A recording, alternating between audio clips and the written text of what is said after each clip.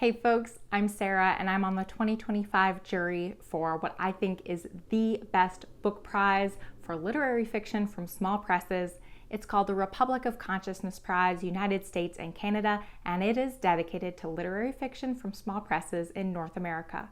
Over the next few months, I will be sharing every single book nominated for the prize, and while I can't share my personal opinions on each book just yet, I will share enough details so that you can get to know the book and the publisher.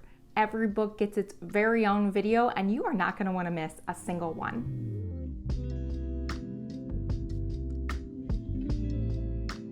Next up on the list of nominees is book number 12, Lonesome Ballroom by Madeline McDonnell, published by Rescue Press.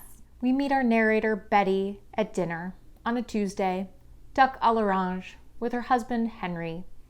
Betty is crying for some reason. We don't know why.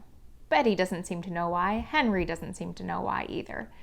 Betty cries a lot in this novel, and figuring out why is kind of the point of the whole thing. On this Tuesday in question, Betty leaves Henry at the dinner table and makes her way to a local drinking establishment called the Lonesome Ballroom. I had to check to make sure I turned it right side up again.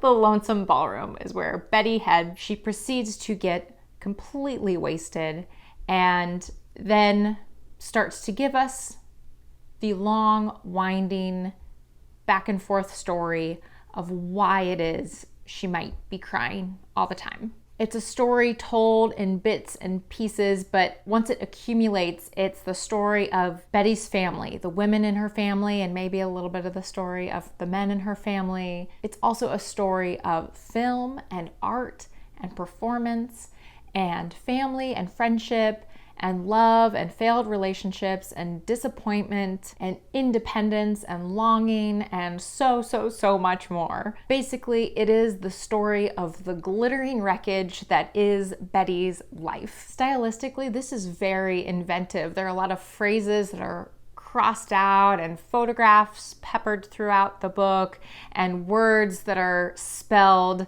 in a way to mock the character that is speaking those words. And Madeline McDonnell is the author of 3 books of fiction, but this is her debut novel. She has an MFA from the Iowa Writers Workshop and has taught creative writing at many places and currently lives in Oregon with her family. Rescue Press is a publisher I've been wanting to read from for a while. They're an independent publisher of poetry, prose, and hybrid texts based in Milwaukee, Wisconsin. They call themselves a library of chaotic and investigative work.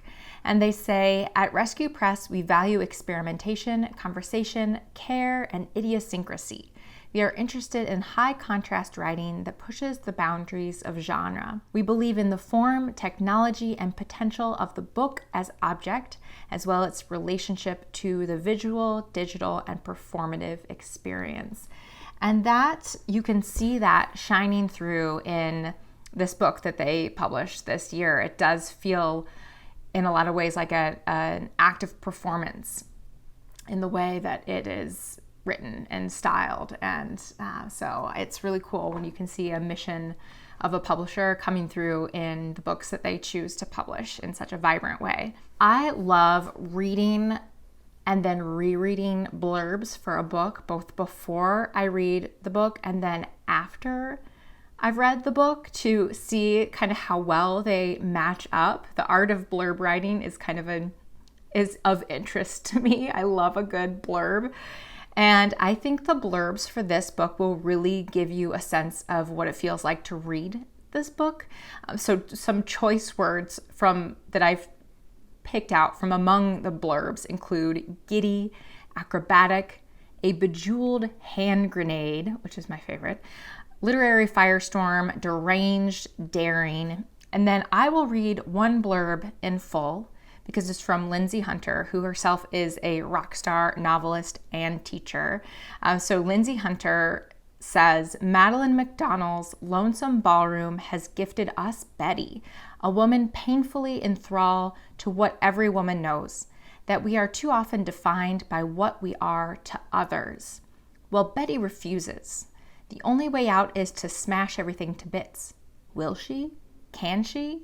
I feel delightfully pulverized by this bright, desperate, mordantly funny voice. And again, that's from Lindsay Hunter.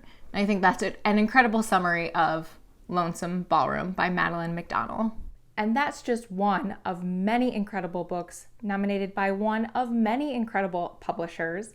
The long list of 10 books is usually announced in mid-January-ish, but I guarantee you there are going to be more than 10 amazing books from these nominees.